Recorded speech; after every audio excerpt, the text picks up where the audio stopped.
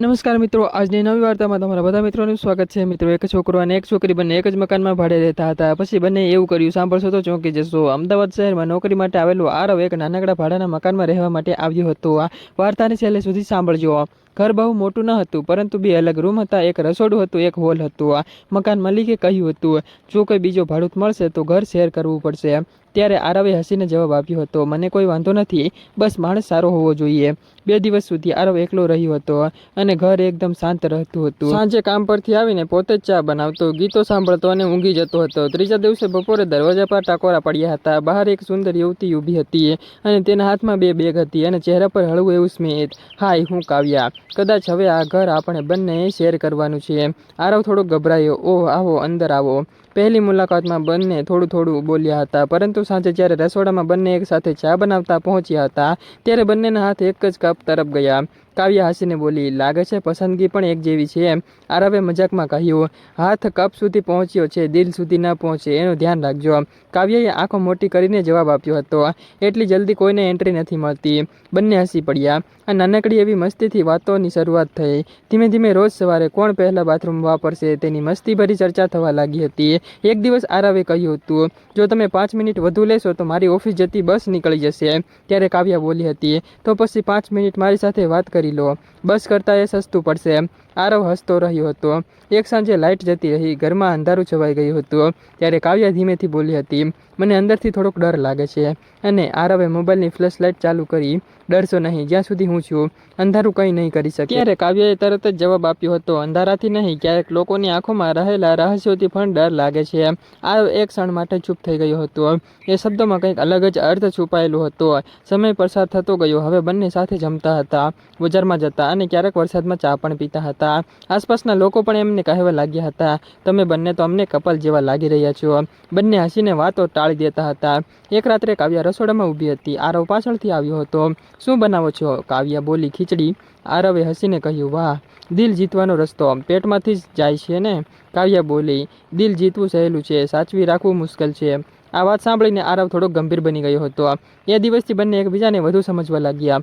એક દિવસ આરવ ઓફિસમાંથી વહેલો ઘરે આવ્યો હતો અને ઘર ત્યારે અંદરથી બંધ હતું। ઘણી જ વાર બેલ વગાડ્યા પછી પણ કોઈ જવાબ ન મળ્યો। અચાનક જ અંદરથી કોઈ પુરુષનો અવાજ સંભળાયો હતો અને આરવના પગ નીચેથી જમીન સરકી ગઈ હતી। તેના મનમાં હજારો વિચારો દોડવા લાગ્યા હતા। શું કાવ્યા કોઈ બીજા સાથે છે? થોડી વાર પછી દરવાજો ખુલ્યો હતો। અંદર એક અજાણ્યો માણસ બેઠો હતો। કાવ્યાએ કહ્યું હતું, આ મારા। પણ આ વાક્ય પૂરું થાય પહેલા જ આરવ ગુસ્સામાંથી ઘરની બહાર નીકળી ગયો હતો। કાવ્યા પાછળ દોડી હતી, પણ આરવે એક પણ શબ્દ સાંભળ્યો નહીં। આગળના 3 દિવસ બંને વચ્ચે વાતચીત બંધ રહી હતી અને મિત્રો, એક જ ઘરમાં રહેવા છતાં બંને અજાણ્યા બની ગયા હતા। કાવ્યા ઘણી વખત વાત કરવાનો પ્રયાસ કર્યો હતો, પરંતુ આરવ હંમેશા ટાળી દેતો હતો। ચોથા દિવસે સવારે આરવ કામે જવા નીકળ્યો હતો ત્યારે ટેબલ પર એક કવર પડેલું હતું। તેમાં માત્ર એક જ લીટી લખેલી હતી કે જો મને સાચે સમજવા માંગતા હોય તો આજે સાંજે 6 વાગે ટેરેસ પર આવજે। આરવ આખો દિવસ બેચેન રહ્યો હતો। સાંજે 6 વાગે તે ટેરેસ પર પહોંચ્યો હતો। ત્યાં કાવ્યા એકલી ઊભી હતી।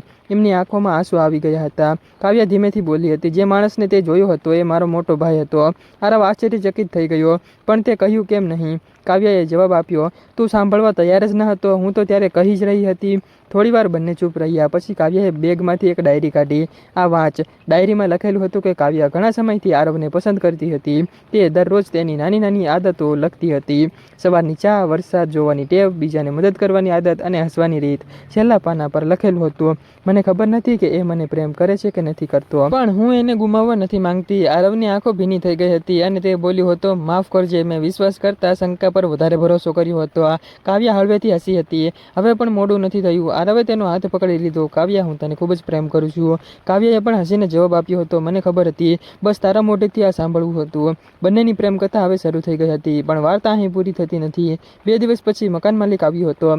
તેણે કહ્યું, આ ઘર હવે વેચાઈ ગયું છે, 1 અઠવાડિયામાં ખાલી કરવું પડશે। ત્યારે બંને એકબીજા સામે જોઈ રહ્યા હતા। ફરીથી અલગ થવાનો ડર બંનેના ચહેરા પર દેખાઈ રહ્યો હતો। ત્યારે મકાન માલિક હસવા લાગ્યો હતો અને એમને કહ્યું કે આ તો મજાક હતો। બંનેએ રાહતનો શ્વાસ લીધો, પણ પછી તેમણે બીજી ફાઇલ બહાર કાઢી હતી। હકીકતમાં આ ઘર ખરીદનારનું નામ બંને ઉત્સુક થઈને જોવા લાગ્યા હતા અને મિત્રો, ફાઇલમાં લખેલું હતું, આરવ શાહ। કાવ્યા આશ્ચર્યથી બોલી, તે આ ઘર ખરીદી લીધું? આરવ હસ્યો, હું સરપ્રાઈઝ આપવા માંગતો હતો. ભાડાનું ઘર તો માત્ર શરૂઆત હતી અને આ ઘર આપણા સપનાઓનું બનશે. કાવ્યાની આંખોમાં ખુશીના આંસુ આવી ગયા હતા. બંનેએ એકબીજાનો હાથ પકડી લીધો હતો અને એ દિવસથી તેઓ સમજ્યા હતા, સાચો પ્રેમ શંકાથી નહીં, વિશ્વાસથી જીવે છે. પણ એક સવાલ હજુ પણ બાકી છે. જો એ દિવસે આરવે દરવાજો ખોલતા પહેલા માત્ર 5 મિનિટ રાહ જોઈ હોત ને, તો શું તેમની પ્રેમ કથામાં એટલું મોટું તોફાન આવ્યું હોત?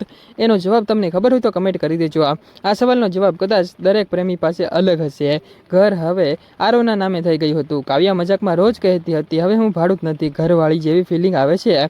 આરવ હસીને જવાબ આપતો હતો, બિલ વેચવાનું બંધ નથી થયું એટલે સપના થોડાક ધીમા જો. બંનેની આવી મસ્તી આખા ઘરમાં ગુંજતી રહેતી હતી અને એક રવિવારે કાવ્યાએ આખું ઘર ગોઠવવાનું નક્કી કર્યું હતું. આરવ સોફા પર આરામથી બેઠો હતો અને ઉઠો સાહેબ, થોડુંક કામ કરી લો. આરવે આંખો બંધ રાખીને કહ્યું, હું દેખરેખ રાખી રહ્યો છું, એ જ મોટું કામ છે. કાવ્યાએ એક તકિયો તેની તરફ ફેંક્યો, દેખરેખ માટે પગાર નથી મળતો. બંને હસવા લાગ્યા. તે દિવસે સાંજે દરવાજા પર ફરી એક વરાટા કોરા પડ્યા હતા. બહાર એક નવો યુવક ઊભો હતો અને હું નિશાંત બાજુના ઘરમાં રહેવા આવ્યો છું. નિશાંત ખૂબ જ વાતો કરતો હતો. થોડા જ દિવસોમાં તેની અને કાવ્યાની સારી મિત્રતા થઈ ગઈ હતી. આરવ બહારથી કંઈ બોલતો ન હતો પણ અંદરથી થોડોક અવ્યસ્ત લાગતો હતો અને રહેતો હતો. એક દિવસ કદાચ નિશાંતે કહ્યું, કાવ્યા, કાલે એક સરપ્રાઈઝ છે પણ તું આરવને નહીં કહેતી. આ વાત આરવે દૂરથી સાંભળી લીધી હતી. આખી રાત તેને ઊંઘ ન આવી. બીજા દિવસે ઓફિસમાંથી આવીને તેણે જોયું હતું, કાવ્યા ઘરમાં ન હતી. ટેબલ પર માત્ર એક ચિઠ્ઠી હતી, સાંજે 7 વાગ્યા સુધી રાહ જો, બસ એટલું જ. 7 વાગ્યા અને 8 વાગ્યા, કાવ્યાનો અત્તો પત્તો ન હતો કોઈ. આરવનું મન અનેક વિચારોમાં ડૂબી ગયું. અચાનક ઘરની બધી જ લાઇટો બંધ થઈ ગઈ હતી. તેને લાગ્યું કે કંઈક ગડબડ છે. ત્યારે પાછળથી અવાજ આવ્યો હતો, આંખો બંધ રાખજો. આરવે પાછળ વળવાની કોશિશ કરી પણ કોઈએ હળવેથી કહ્યું હતું, વિશ્વાસ રાખો. થોડીક ક્ષણ પછી આખું ઘર રંગબેરંગી લાઇટોથી ઝગમગી ઉઠ્યું હતું.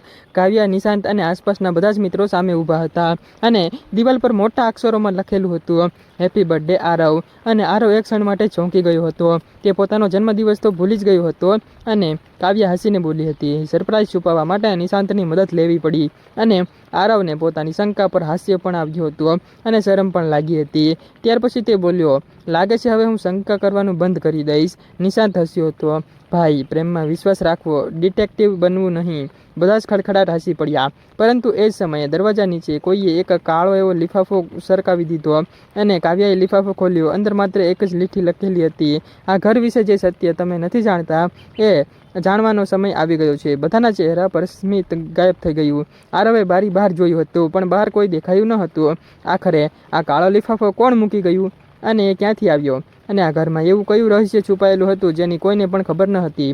આ વાર્તા ફક્ત ને ફક્ત કાલ્પનિક છે અને ફક્ત મનોરંજન માટે બનાવવામાં આવે છે. કોઈ પણ ધર્મ કે વ્યક્તિ સાથે સંબંધ હોતો નથી. તો મિત્રો, કાલ્પનિક રીતે જ વાર્તા સાંભળજો. કોઈ પણ લોકોએ દિલ ઉપર ના લેવું. આવતીકાલે ફરી મળીશું મિત્રો નવી વાર્તામાં. ત્યાં સુધી આવજો.